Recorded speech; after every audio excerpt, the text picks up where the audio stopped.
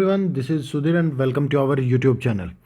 Today we discuss next part number 4 और आज इसके अंतर्गत हम जो डिस्कस है वो करेंगे दो देशों के बारे में, इजराइल और रसिया के बारे में, रूस के बारे में। दो देशों के बारे में डिस्कस है वो किया जाएगा और आज के वीडियो में मैं ये जो चैप्टर है हमारा थर्ड इसको कंप्लीट है वो करा दूंगा बेटा। पहले बात करते हैं इजराइल। इजराइल क्षेत्रफल की दृष्टि से एक काफ़ी छोटा देश है। अभी हाल ही में आपने न्यूज़ के अंतर्गत भी सुना होगा, इजराइल के अंतर्गत इजराइल का जो नाम है वो न्यूज़ में अब काफ़ी ज़्यादा चर्चा में है। इसका कुल क्षेत्रफल 145 वर्ग किलोमीटर, मतलब 22,145 वर्ग किलोमीटर है वो है बेटा। यह दक्षिण पश्चिमी एशिया के अंतर्गत स्थित है और इसकी जनसंख्या लगभग 85 लाख के आसपास है बेटा। यह देश बेशक जनसंख्या में कम है और क्षेत्रफल में भी छोटा हो, लेकिन सैन्य शक्ति में यह बहुत आगे है। इजराइल विश्व के एकमात्र यहूदी देश है। ये क्या है? एकमात्र यहूदी देश है। इजराइल फिलिस्तीन से अलग होकर एक स्वतंत्र राष्ट्र है वो बना था। अब दोनों के बीच में क्या है, विवाद है वो चल रहा है। आपने न्यूज़ के अंदर भी देखा होगा।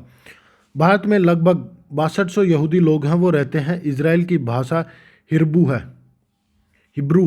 हिब्रू जो लैंग्वेज है वो बोली जाती है।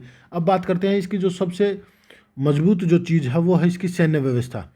जो सैन्य व्यवस्था है उसके बारे में डिस्कस करते हैं। इसकी सेना के अंदर 35 लाख सैनिक है आपको देखने को मिलते हैं और सेना में जो महिलाएं हैं उनको भी शामिल है वो किया जाता है। और ये जो आर्मी की ट्रेनिंग है वो स्कूल से ही विद्यार्थियों को, स्कूल के जो विद्यार्थी होते हैं उनको प्रोवाइड है वो की जाती है।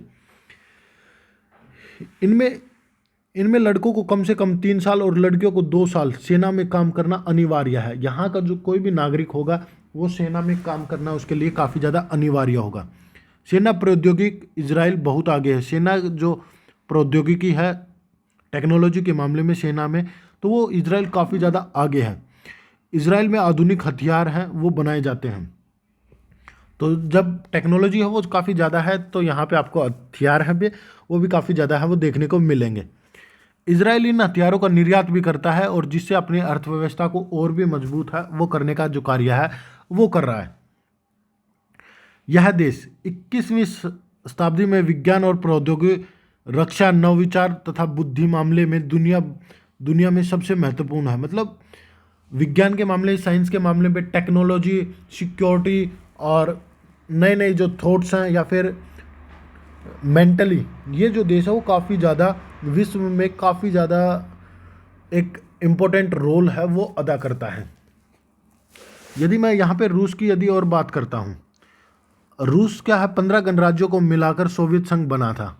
ये हमने देखा भी था कि रूस से 15 जो राज्य हैं, जो गणराज्य हैं वो अलग हुए और रूस उनमें से सोवियत संघ से अलग हुए थे और रूस उनमें से एक था। रूस बड़ा क्षेत्र वाला देश है। रूस एक बड़ा क्षेत्र वाला देश है। पूरे विश्व में सबसे बड़ा देश जो है वो है हमारा रसिया। सोवियत संघ में रूस की महत्वपूर्ण भूमिका थी। मतलब हेड ही क्या था वो सोवियत संघ के अंतर्गत कौन था? रूस ही था। जब सोवियत संघ का विघटन हो गया तो रूस को सोवियत संघ का उत्तराधिकारी है वो बना दिया गया। इसका उत्तराधिकारी कौन बन गया? विघटन के बाद रूस है वो बन गया। सोवियत संघ की सुरक्षा परिषद में वीटो पावर उसी को दे दी गई। जो वीटो पावर जो मिली हुई थी सोवियत संघ को, वो जो वीटो पावर है वो किसको दे दी गई? रसिया को है वो दे दी गई, क्योंकि रसिया को अब उसका उत्तराधिकारी है वो बना दिया गया। वर्तमान समय में जीडीपी के मामले में इसका 11वां जो स्थान है वो आता है बेटा। रूस के पास खनिज संसाधन, प्राकृतिक संसाधन और गैस के जो भंडार हैं वो काफ़ी ज़्यादा मात्रा में है। इन संसाधनों के कारण रूस दुनिया में एक शक्तिशाली देश है वो है बेटा। रूस के पास परमाणु हथियार भी हैं। रोज सुरक्षा परिषद का स्थायी सदस्य भी है। रोज यहाँ पे गलत लिख रखा है बेटा। रूस सुरक्षा परिषद का एक स्थायी देश है जो हमें अभी ऊपर है वो पढ़ा है। अब बात करते हैं भारत के और रूस के संबंध है वो कैसे हैं। भारत और रूस के जो संबंध है वो कैसे हैं, इन चीज़ों के बारे में डिस्कस है वो करते हैं बेटा।